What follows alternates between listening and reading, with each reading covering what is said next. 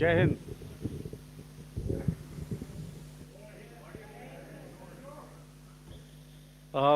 Welcome to this special press conference on Operation Sindoor. We will begin with opening statements by the three senior officers to my right here, who have been directly overseeing operations during Operation Sindoor. We have Lieutenant General Rajiv Ghai, Director General Military Operations, who will cover the aspects related to land domain. Air Marshal A.K. Bharti, to his right, Director General Air Operations, will provide insights on the air domain. And to my right is Vice Admiral A.N. Pramod, Director General Naval Operations, who will cover aspects on maritime domain. Following their briefings, we will move on to the question-answer session. I now request the DGMO to commence the opening brief. Thank you, Sandeep. A very good evening to all of you, ladies and gentlemen. You are all by now familiar with the brutality and the dastardly manner in which 26 innocent lives were prematurely terminated at Pehlgam on the 22nd of April. When you combine those horrific scenes and the pain of the families that the nation witnessed with numerous other recent terrorist strikes on our armed forces and defenseless civilians, we knew that the time had arrived to make yet another compelling statement of our resolve as a nation. Operation Sindoor was conceptualized with a clear military aim to punish the perpetrators and planners of terror and to destroy their terror infrastructure. What I do not state here, of course, is the often stated determination of India and its intolerance to terror. It set into motion a very diligent and microscopic scarring of the terror landscape across the borders and the identification of terror camps and training sites. The locations that emerged were numerous, but as we deliberated more, we realized that some of these terror hubs were now bereft of any presence and had preemptively been vacated, fearing retribution from us.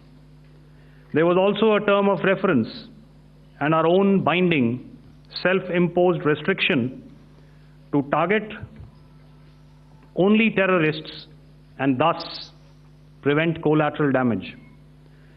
There were 9 camps that you are now all familiar with, which were confirmed by our various intelligence agencies to be inhabited. Some of these were in POJK, while there were others that were located in the Punjab province in Pakistan. Nefarious places such as Muridke, the hub center of the Lashkar-e-Taiba, has over the years bred infamous characters such as Ajmal Kasab and the likes of David Headley. What followed was a careful scrutiny of each of these sinister locations, their layout, configuration, even the type of construction in each structure, and the terrain obtained around these.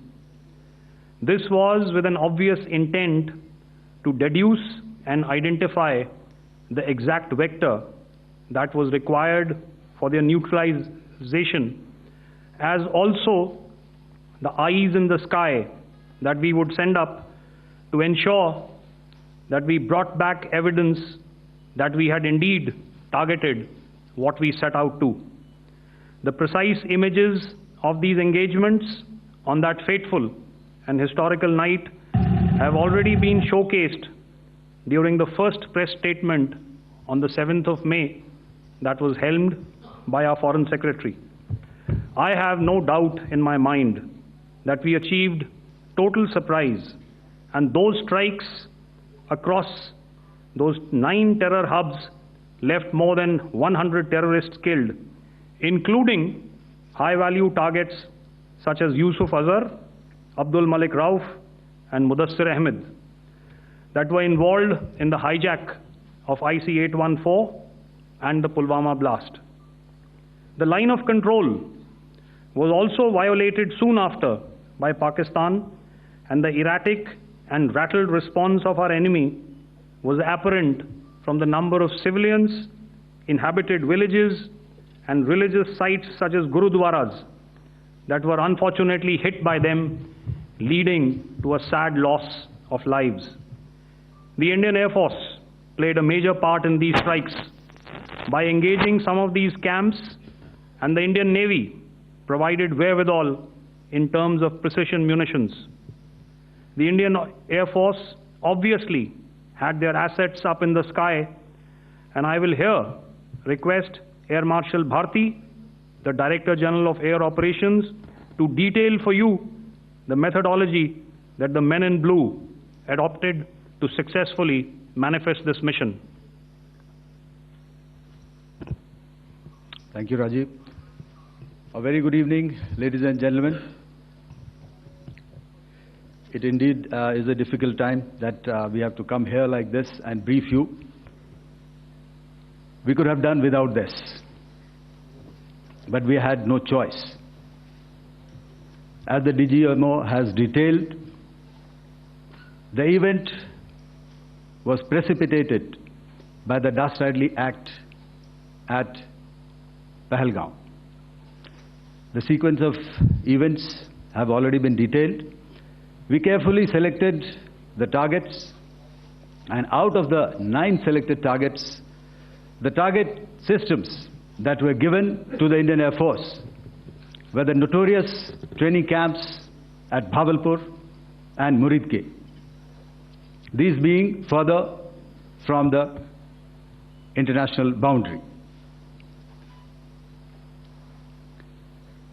Through critical target system analysis, we analyzed what was to be done to annihilate these targets and plan to engage these targets with precision air-to-surface guided munitions so as to avoid collateral damage.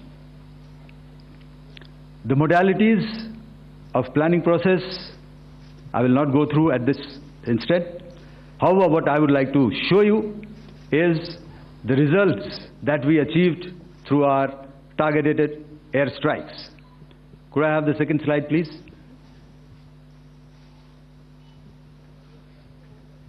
Yeah, change, please.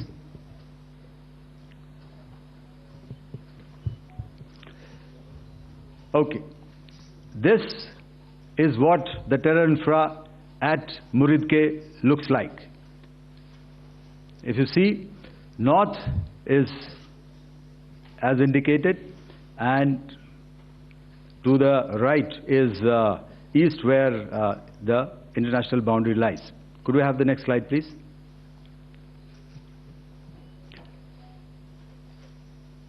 Orientating. Oh, just go back to one slide. Okay. Please have a look at this red building, the series of buildings out here, and this empty ground. Next. If you relate, the empty ground is here, and you see this is the first weapon that is impacting. This is the impact point number 1 on Muridke training camp with our precision guided weapons on early morning 7th. Next, please. Keep your eyes glued for the second weapon coming in and the second impact on the selected target point. Next slide, please.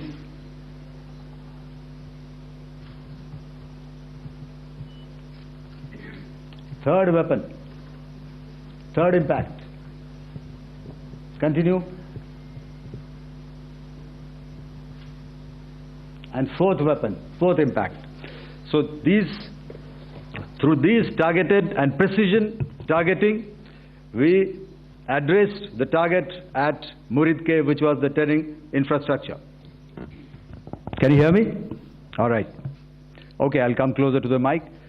Now we go to the next target, which is the Bhavalpur training camp. Next slide, please. Okay, just wait. So the effect, if you see, the impact point, if I can point out, this is the impact point. The ammunition has gone through the roof and it has created a blast inside, the photographs of which you would have, all of you would have seen. And the red building, after that there was this double-story building. It has been completely decimated by precision targeting. Next, please. The target system, which was in the north, a series of buildings. I will show you how it looked. Next. Completely destroyed by our precision targeting. Next. Now coming to Bhavalpur, this is the target complex that we are dealing with, a fairly large target complex. So we had to carefully choose the points that we needed to address, which were high value and which would meet our stated objectives of eliminating the terrorists. I would like to draw your attention to this red canopy, and in relation to that, I would cover the targets. One target system is a series of buildings here, other one here, and other one out here. Next slide, please. This is how it looked before, and this is how the building looked after the impact of the weapon. And orientation in relation to this red canopy, you can see here. Next, please. Before, next, and after. The roofs have completely collapsed. Next. This is the target system. Next. Precision targeting, and we have achieved our objectives here. Next. All right. So that was what we did on the 7th. Our objective was to address these two terrorist camps, and that we did with precision. And thereafter, we maintained a robust air defense posture, because remember, our objective was to target the terrorists and terrorist infrastructure, not any other infrastructure, not the Pakistani military, not the Pakistani any other infrastructure. So that is what we have maintained on the 7th of May. However, what we saw in the evening of 7th of May, we were saturated with a raid of Pakistani unmanned aerial vehicles and small drones. And these came in waves in our civilian areas, over our military installations, and all of them were successfully intercepted. Few of them did manage to land. However, there was not much damage that they did. And we have our robust counter-US hard kill and soft kill systems which did the job. However, the difference here was that we had targeted the terrorists. The adversary now has targeted our civilians and the military infrastructure. So it had to be responded to. So in a quick and calibrated response, that very night, we struck their radar installations at Lahore and close to Gujranwala, the LYT installation, to indicate to him that we are ready, yet we do not want to escalate. Our fight was with the terrorists and not with the Pakistani military establishment. Thank you.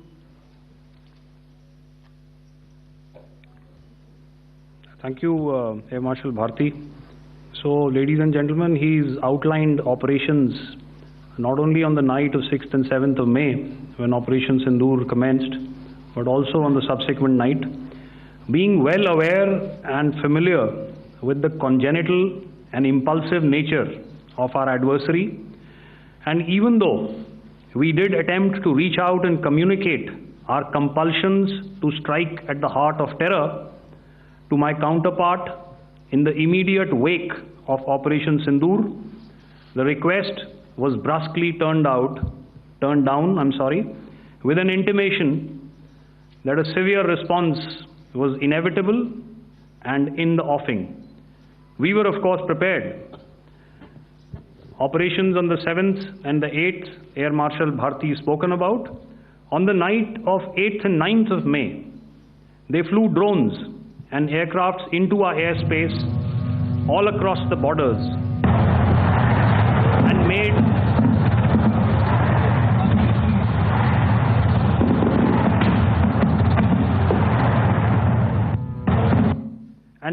largely unsuccessful attempts to target numerous military infrastructure. Violations on the line of control by Pakistan also commenced yet again and precipitated into fierce RT engagements. The air operations on the night of 8th and 9th of May, I'll yet again request the DG Air Operations to cover.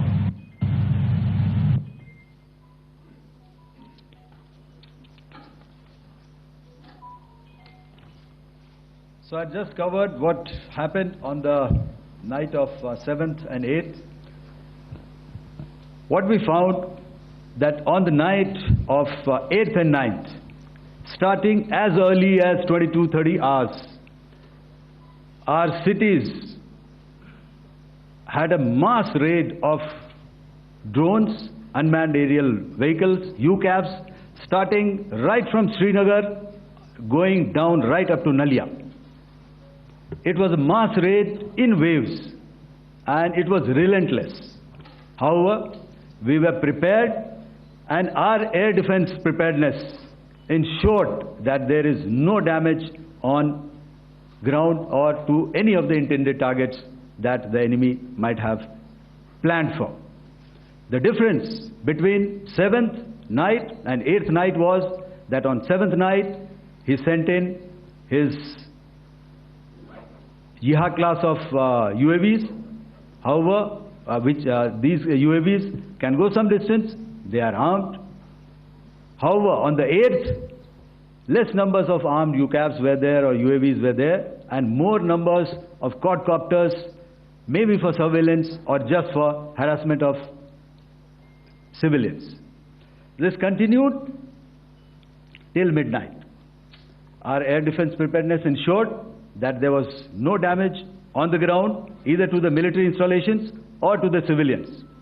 However, the enemy had yet again shown that he wanted to up the ante and he wanted a fight, and we were up to the task.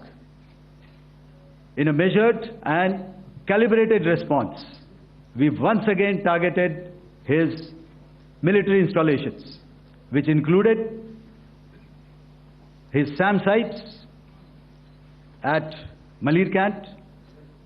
This also included his surveillance radar sites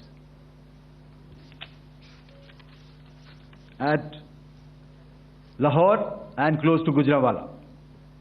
These were suitably addressed, and thereafter his drone attacks continued even till morning, which we countered, and during the daytime there was some respite. Here I would like to bring out another aspect. What we found was that while the drone attacks were being launched from somewhere close to Lahore, enemy had allowed his civilian aircraft to also continue to fly out of Lahore. Not only his own aircraft, but international passenger aircraft, which is quite insensitive, and we had to exercise extreme caution, even at the cost of some tactical disadvantage, to ensure that there is no damage to any of the civilian aircraft.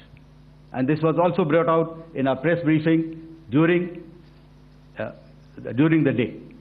So I will now hand over to my colleague to cover the events of 9th onwards. On land, we also undertook certain measures such as deployment of air defense and electronic warfare assets to establish an integrated grid with the Indian Air Force, and I have seen and heard some of you wax eloquent about the benefits of such an architecture when it comes to negating and combating air intrusions. We also carried out deployment to include movement of our forces in the land, sea, and air domains.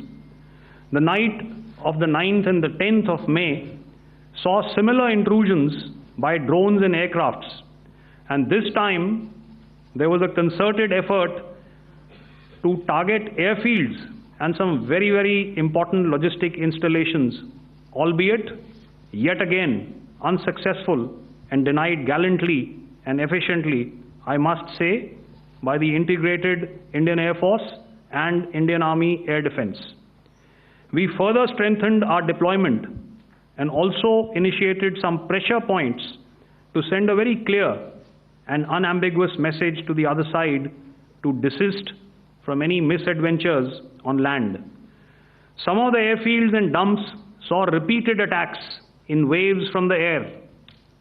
All were thwarted.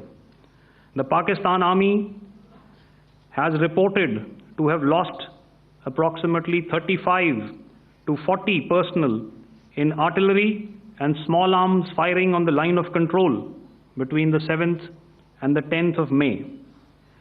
What the other side had probably also not reckoned with was the speedy and precise turnaround and hit back by the Indian Air Force. And I will yet again ask Air Marshal Bharti to speak about these significant and game-changing strikes.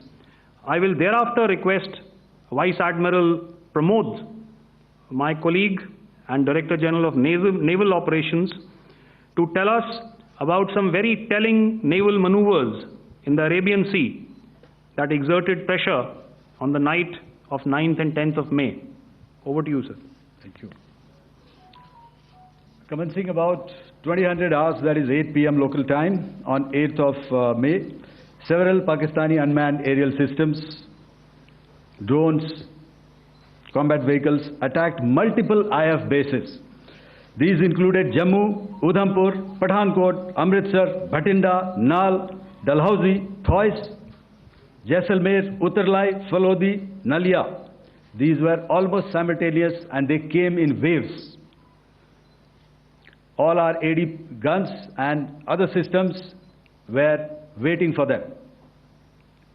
All these waves were neutralized by our trained crew using the air defense systems that they have, and also some of them were utilized using our legacy systems like Pechoras and IF Summer, which we have recently acquired. And some were neutralized by the Garud snipers. There was no damage on ground from these incursions and these mass raids, if I could call them, from the Pakistani side. However, following these relentless attacks on our air bases, on our forward positions, and on our civilian targets, this was time to convey some message to our adversaries.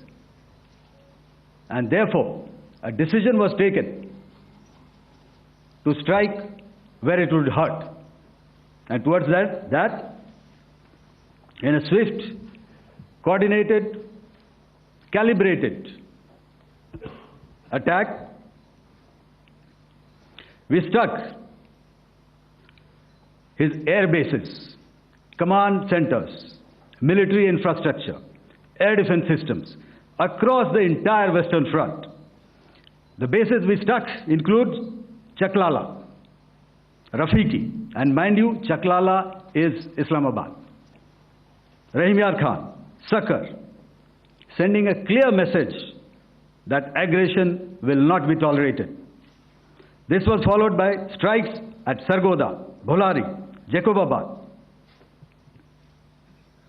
We also struck the C2 centers at Murid, the UAE complex at Murid, Rafiki, radar at Chunia, which I will show you, Rahimyar Khan airfield, and the unmanned combat aerial vehicle hangar at Sakar.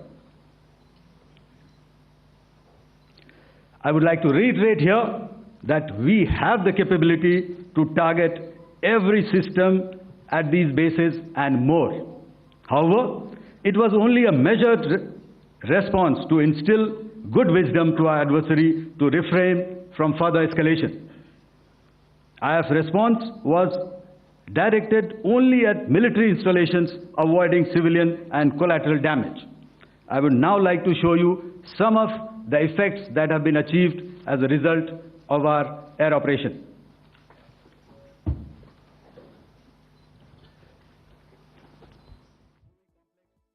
Is the Pasrur air defense system, if you could see.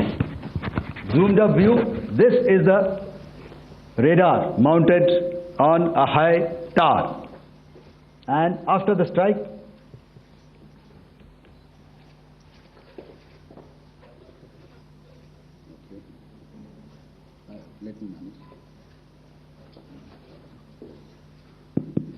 thank you. Can you hear me? Yeah, thank you. And after the strike, this is what has happened. This radar has been taken out, completely burnt. Next slide, please.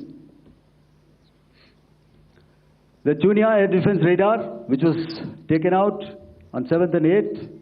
This is the radar site. A blown up photograph, once again, on a tower. Not very clear, but what you see very clearly is the after effect after we have struck. The radar head has been completely decapitated. Next slide, please. Arifwala air defense radar. In this complex, you see how it looked before, blown up image, and after really blown up. Next. Now coming to Sargodha airfield. Remember, this is one of their important airfields wherein they have a lot of assets, F-16s, other assets which they keep getting, training institutes. And we have stuck this airfield. It is not, if you zoom in here, then one impact point here on the runway and second impact point of our weapon, precision weapon on the runway. And if you see this blown up, repairing going on. Same here. Next. Rahimyar Khan. This is the area we have struck. A deep strike out here and one complex here. So this is how it looked before, and same, you see a big crater, another crater here, and this complex after strike neutralized. Next. Chaklala airfield, Noor Khan, once again a major air base, a lot of their logistic assets out here. This was the chosen complex that we intended to strike and convey a message. Next slide, please. This is how it looked before, and this is how it looked after our strike. Next. Sakar. We chose the radar site at Sakar. This is the radar site, and after it was struck, this is the aftermath, completely burnt out. Next, please. Aircraft shelter. This is how it looked before the strike, and this is how it looked after the strike. The roof of the buildings completely caved in and burnt. Next. Bolari airfield, aircraft hangar. This is how it looked before, and this is how it looked after the precision strike. Next. Jacobabad, aircraft hangar, and this is how it looked after. Next. So what I'm trying to convey here, ladies and gentlemen, is to start with, Our fight was neither with the Pakistani military nor with anybody else who's there on the other side. Our fight was with the terrorists. We neutralized the terrorists that we selected to be neutralized, and thereafter we only maintained the air defense posture. However, we were relentlessly pounded by waves after waves, night after night, by his UCAVs, by his drones, and by his other unmanned aerial systems. And that left us with no choice but to retaliate, and yet our retaliation was calibrated, it was graduated, and it was proportionate. Thank you.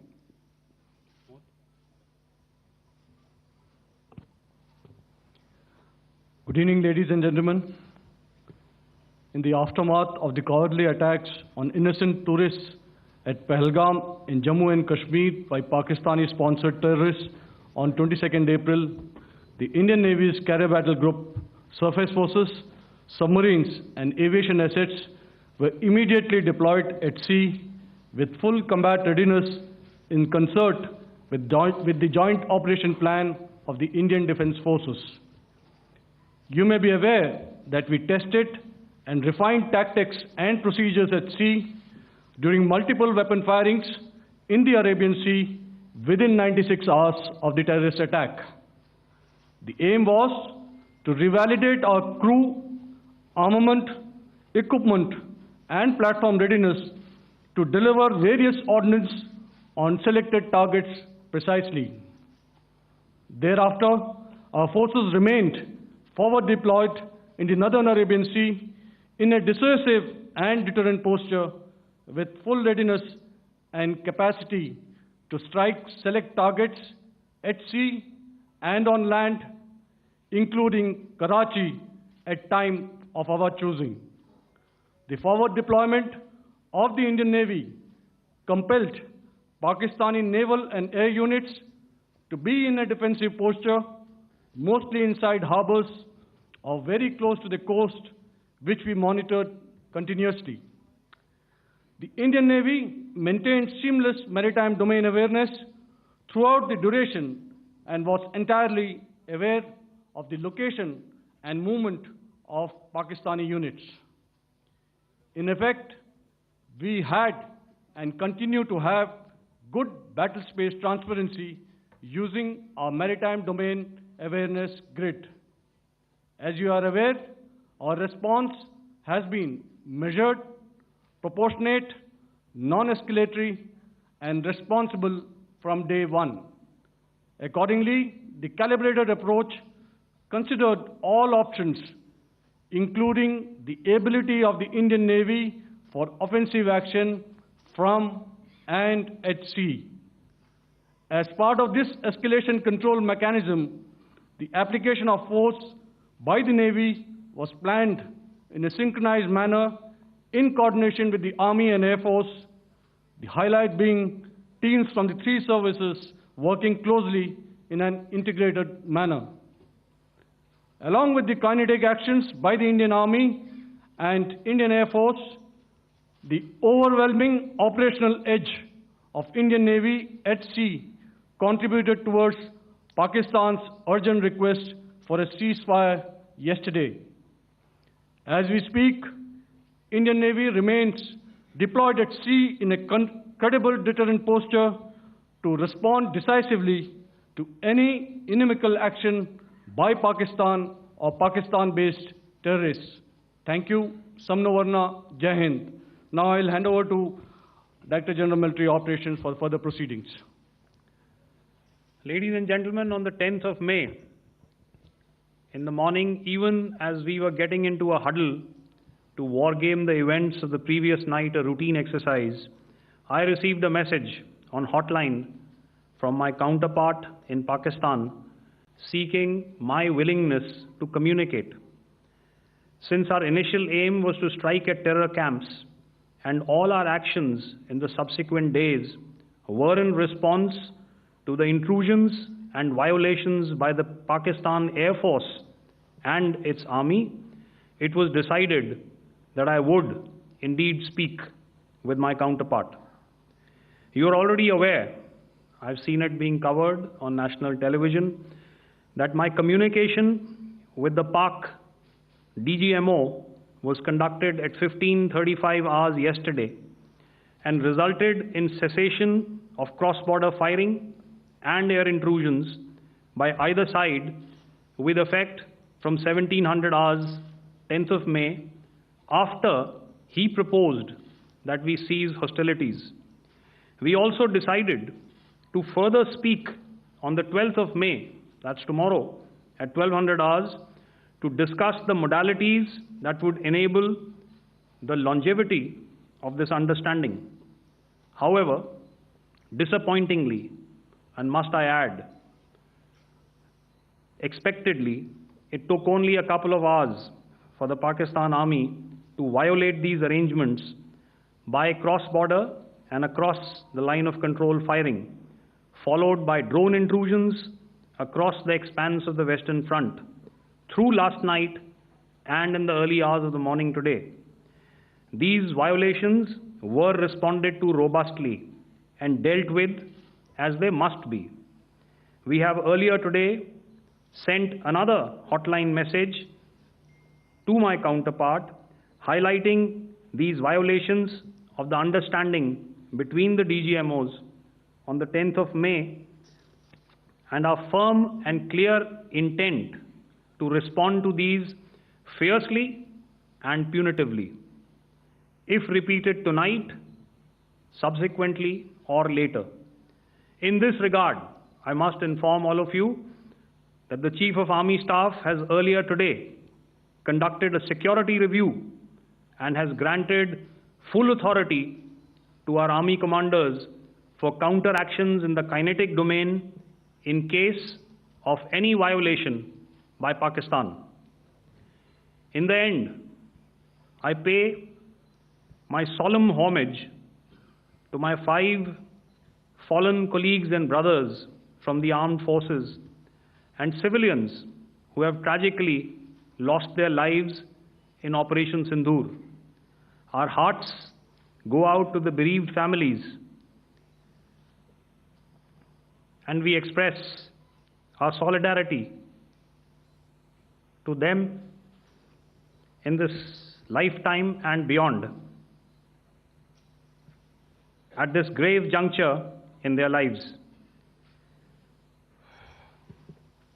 Their sacrifices shall always be remembered and spoken of in glowing terms by a grateful nation. We have thus far, ladies and gentlemen, exercised, and my colleague Pramod highlighted this, immense restraint, and our actions have been focused, measured, and non-escalatory. However, any threat to the sovereignty, territorial integrity, and safety of our citizens will be met with decisive force. Jai Hind. Okay, ladies and gentlemen, we are now open for questions. All right, now, since I would not know all of you, I would expect you to please raise the placard or your hand, and once I indicate, I expect you to please give out your name and the media group that you belong to. Keep your questions short so that we can